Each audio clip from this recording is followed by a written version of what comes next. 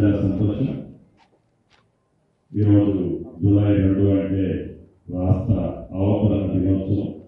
మన అందరికీ అద్భుతమైన ప్రతి ఇంట తెలంగాణ రాష్ట్రంలో పండుగ వాతావరణాన్ని తలపించే విధంగా ఆనందంగా ఉంది. ఈరోజు రాష్ట్రం కావాలని అనేక మంది త్యాగాల ఫలితంగా శ్రీమతి సోనియా గాంధీ గారు మన నాయకురాలు ఆనాడు తెలంగాణ రాష్ట్రానికి సంగతి మనందరికీ తెలుసు. రాష్ట్రాన్ని తెలుసుకున్న తర్వాత మాయమాటలని 10 సంవత్సరాలు పరిపాలన చేసిన పెద్దలు పేదవాడి ఆత్మగౌరవానికి చేయంగా ఇల్లు ఇస్తామని 2 పర్యాయాలు చెప్పి కూడా మాటలకే పరిమితమయ్యారు తప్ప చేతలలో ఆనాడు చేయలేదు. మార్పు కావాలని, అది పేదవాడి ప్రభుత్వం వస్తేనే మార్పు జరుగుతుందని రాష్ట్రంలో అన్ని ప్రాంతాల నుంచి ఇందిరమ్మ ప్రభుత్వానికి ఇచ్చిన తర్వాత ప్రజా ప్రభుత్వం ఈ దీవెనతో వచ్చి గౌరవ ముఖ్యమంత్రి రేవంత్ రెడ్డి గారి నాయకత్వంలోని మన పేద కూడి ప్రభుత్వం 2.5 సంవత్సరాలు పూర్తి చేసుకోబోతున్నాం. అభివృద్ధిని ఎక్కడా తగ్గలేకుండా పేదవాడి ఇంటికి అనేక సంక్షేమ కార్యక్రమాలు అందిస్తూ పేదవాడికి ఇల్లంటే 4 ఇటుకల పెట్టి పైన సాగేస్తే ఇల్లు కాదు, పేదవాడి ఆత్మ గౌరవానికి క్షేమంగా ఇచ్చే ఇల్లే ఇల్లు అని ఈ ప్రభుత్వం తలంచి రాష్ట్ర వ్యాప్తంగా మొదటి విడత 4.5 లక్షల ఇల్లు 22,500 కోట్లతో ప్రతి ఇంటికి ఉచితంగా 5 లక్షల రూపాయలు 4 విడతల్లో ఇస్తూ ప్రతి నియోజకవర్గానికి 3,500 ఇల్లు తగ్గకుండా సుమారు గిరిజన ప్రాంతంలో అదనంగా ఇంకొక 1,000 ఇల్లు ఇచ్చిన ప్రభుత్వం మీరు ఎన్నుకున్న ప్రభుత్వం. ఇంతకుముందు రాజేంద్రన్ చెప్పినట్టు ఆనాటి పెద్దలు చెప్తుంటారు, మేము చెప్పిన 2 బెడ్రూమ్ ఇల్లు ఇస్తున్నారని. మీరే నిజంగా 2 బెడ్రూమ్ ఇల్లు పూర్తి చేసి ఉంటే మీ టైంలో మీరు ఎందుకు ఇవ్వలేకపోయారు? అసంపూర్తిగా మీరు కట్టి వదిలేసిపోతే ప్రజాప్రతినిధులుగా రాజేంద్రన్ కానీ వివిధ నియోజకవర్గాల్లో ప్రజా ప్రభుత్వానికి సంబంధించిన శాసనసభ్యులు గెలిపించిన తర్వాత వారి దగ్గరుండి గుర్తు చేసుకొని వాటిని పూర్తి చేసి అర్హులైన నిరుపేదలకి విడతల వారీగా ఇచ్చే కార్యక్రమంలో భాగంగా ఈ రోజు ఈ ఇల్లు కూడా ఇవ్వడం జరుగుతుంది. నిజం, అర్హులైన పేదవాళ్ళు 600 మంది కాదు. ఈ ఉమ్మడి పట్టణంలో హన్మకొండలో కానీ వరంగల్లో కానీ ఈ 600 మంది కాదు ఉంది. నాకు తెలిసి సుమారు ఒక 25 నుంచి 30,000 మంది నిరుపేదలు ఉన్నమాట వాస్తవం. వాళ్ళందరూ ఇల్లు కోసం ఎదురు చూస్తున్నమాట వాస్తవం. నిజం, వెనక తెలంగాణ రాష్ట్రం వచ్చిన తర్వాత ఆనాటి తెలంగాణ ధనిక రాష్ట్రంలో పేదవాడి కష్టం తెలిసిన మేము అని చెప్తున్న మీరు ఎందుకు పేదవాడికి ఇల్లు ఇవ్వలేకపోతున్నారని ముక్కుసూటిగా నేను ఈరోజు అడుగుతున్నాను. 10 సంవత్సరాలు నువ్వు విస్మరిస్తే 10 సంవత్సరాల్లో పేదవాడి కష్టాన్ని తెలిసి కూడా తెలియనట్టు నువ్వు నటిస్తే ఈ పేదవాడి ప్రభుత్వం ఇందిరమ్మ ప్రభుత్వం వచ్చిన తర్వాత పేదవాడి కష్టం తెలిసిన ఈ ప్రభుత్వం వచ్చిన తర్వాత రాష్ట్ర వ్యాప్తంగా ప్రతి గ్రామాల్లో, ప్రతి గూడాల్లో, ప్రతి తండాల్లో మొదటి విడత ఇచ్చాం. నిన్ననే ఆసిఫాబాద్ లో గౌరవ ముఖ్యమంత్రి రేవంత్ రెడ్డి గారి చేతుల మీదుగా 2వ విడత మళ్ళీ 2,000 ఇల్లు రాష్ట్ర వ్యాప్తంగా 2.5 లక్షల ఇల్లు ఇచ్చే కార్యక్రమానికి శ్రీకారం చుట్టాం.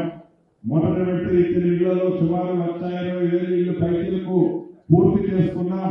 రాబోయే కొద్ది రోజుల్లో మరొక 2 లక్షల ఇల్లు కూడా పూర్తి చేసుకోబోతున్నాం. మిగతా ఇల్లు వివిధ దశల్లో ఉన్నాయి. 2వ విడత ఇచ్చే ఇళ్లలో ఏవైతే అసంపూర్తిగా ఆనాడు పాత ఇందిరమ్మ ఇల్లు అసంపూర్తిగా మిగిలిపోయింది కానీ ఆ ఇంటి ఆసాన్ని ఇల్లు పూర్తి చేద్దామని మొదలుపెట్టిన తర్వాత ఇంట్లో బిడ్డకి పెళ్లి చేయడంలో, కొడుకును చదివించడంలో అసంపూర్తిగా ఇల్లు ఆగిపోతే అటువంటి ఇల్లు కానీ ఆనాటి 10 సంవత్సరాల్లో త్వరలో ఏదైతే దెబ్బలు తచ్చుకుంటూ మేము ఇల్లు కట్టించామని గృహజ్యోతి ద్వారా గృహలక్ష్మి అనే కార్యక్రమం ద్వారా తెల్లగా ఒకటి పేదవాడి మకాన పడేసి వెళ్ళిపోతే ఆ పేదవాడు నిజంగా వాళ్ళు డబ్బులు ఇస్తారని ఫౌండేషన్ కడితే ఆ కట్టిన ఫౌండేషన్ కూడా ఈ ఇందిరమ్మ ప్రభుత్వంలో నీది ఏ కులమని అడగకుండా, నీది ఏ మతమని అడగకుండా, వచ్చే ఎన్నికల్లో కానీ పోయిన ఎన్నికల్లో కానీ నువ్వు ఎవరికి ఓటేసావని తెలుసుకోకుండా పేదవాడి ప్రభుత్వం, పేదవాడికి అండగా ఉండే ప్రభుత్వం ఈనాడు అటువంటి వాళ్ళందరికీ కూడా 2వ విడతలో ఇంటికి పోతున్నా. అది ఆనాడు కేవలం ఆనాటి ప్రభుత్వంలో ఉన్న పెద్దలు కేసీఆర్, కేటీఆర్, అదే రకంగా సిద్దిపేట ఎమ్మెల్యే నియోజకవర్గాల్లోనే ఇచ్చుకున్నారు. ఈనాడు వాళ్ళు ప్రతిపక్షంలో ఉన్న వాళ్ళ శాసనసభలో కూడా నా శాసనసభకి నియోజకవర్గంలో ఏదైతే 3,500 ఇచ్చామో వారి నియోజకవర్గంలో కూడా 3,500 ఇచ్చాం. అది కాంగ్రెస్ ప్రభుత్వం అంటే, ఇండియా ప్రభుత్వం అంటే. నాకు తెలుసు ఈ వరంగల్ అనుకుండా పట్టణాల్లో నివసించే పేదవాళ్ళకి ఇల్లు అవసరం ఉన్నవాళ్ళు తక్కువ ఇంకా ఒక 15 నుంచి 20 వేల మంది అవసరం ఉంది. కారు వచ్చేటప్పుడు రాజేంద్రను అడిగారు, అదే రకంగా సురేంద్ర గారు కూడా అనేక పర్యాయాలు అడిగారు, పార్లమెంట్ సభ్యులు అడుగుతున్నారు.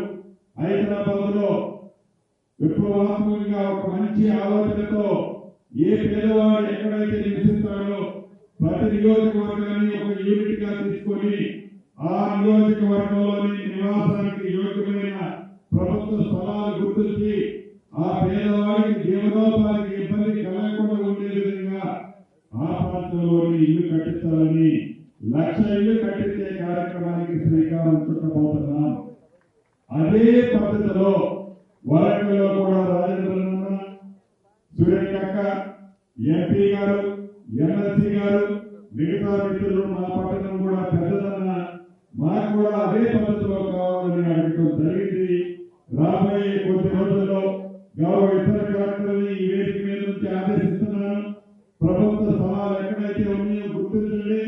యుద్ధ ప్రాతిపదిక మీద ఈ 2.5 సంవత్సరాల్లోనే మిగిలిన అర్హులైన వాళ్ళకు కూడా విడతల వారీగా ఇల్లు ఇచ్చే కార్యక్రమాన్ని చేపట్టబోతున్నాం. ఇల్లు రాలేదని నా పేరుకి ఆడబిడ్డ ఎవరు కూడా అధైర్యపడద్దు. మీరు బెంబేలు ఎత్తవలసిన అవసరం లేదు.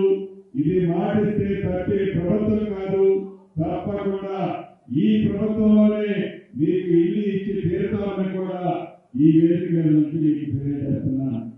ఇక వరంగల్ పట్టణంలో అభివృద్ధి గురించి మీకు గౌరవ స్థానిక శాసనసభ్యులు, ఎమ్మెల్యే గారు, ఎమ్మెల్సీ గారు, ఎంపీ గారు అనేక విషయాలు చెప్పారు. నిజమది.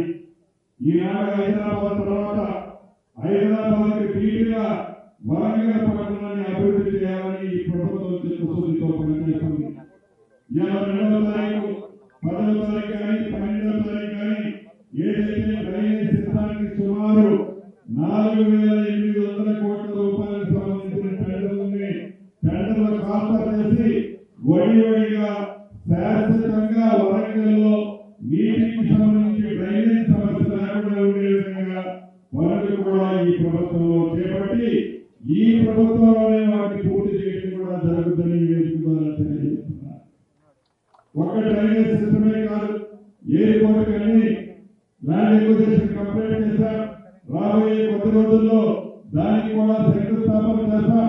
ఇంకా మౌలిక వసతులకు సంబంధించిన అనేక అంశాలు, అనేక కార్యక్రమాలు, సాగునీటి సమస్య కూడా శాశ్వతంగా పరిష్కరించే విధంగా. అంతేందుకు మనమున్న ఈ కాలనీ కళాక్షేత్రం కూడా ఆనాడు 4 సిమెంట్ జిల్లాలు కట్టి వదిలేస్తే రాజేంద్ర మిగతా నాయకులు ఎక్కడే కూర్చొని డబ్బు ఎంత ఖర్చైనా పర్వాలేదు అని వీటన్నిటినీ ఈ ప్రభుత్వంలో పూర్తి చేసుకున్నాం. ఇది పేదవాడికి నచ్చే మెచ్చే ప్రభుత్వం. పేదవాడిని నచ్చి ఈ ప్రభుత్వాన్ని అధికారంలో తెచ్చిన సందర్భం ఈ ప్రభుత్వం మర్చిపోదు. మీకు చెప్పదలుచుకున్నది చివరిగా ఒకటే, అర్హులైన పేదవాళ్ళు, నా ఆడబిడ్డలు, ముఖ్యంగా పేద ఆడబిడ్డలు ఇల్లు కావాలని ఇంకా కోరుకునే వాళ్ళు ఉన్నారు. ఆనాటి 10 సంవత్సరాలు ఇవ్వన కారణంగా ఇప్పటికే ఇల్లు కాకుండా ఇంకా అదనంగా కూడా మేము ఇస్తాం.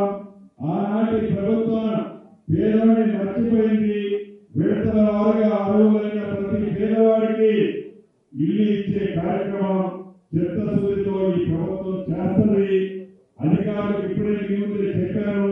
రాబోయే కొద్ది రోజుల్లో వాటిని కూడా శంకుస్థాపన చేసి వాటిని కూడా పనులు ప్రారంభించడం జరుగుతుందని ఈ వేదిక ద్వారా మీ అందరికీ తెలుస్తూ మరొకసారి మనస్ఫూర్తిగా మీ అందరికీ అభినందనలు, కృతజ్ఞతలు. వీళ్ళొచ్చిన మా ఆడపిల్లలందరూ సంతోషంగా ఉండాలని, మీ పిల్లల్ని మంచిగా చదివించుకోవాలని మనస్ఫూర్తిగా కోరుతూ మీ అందరి దగ్గర సెలవు.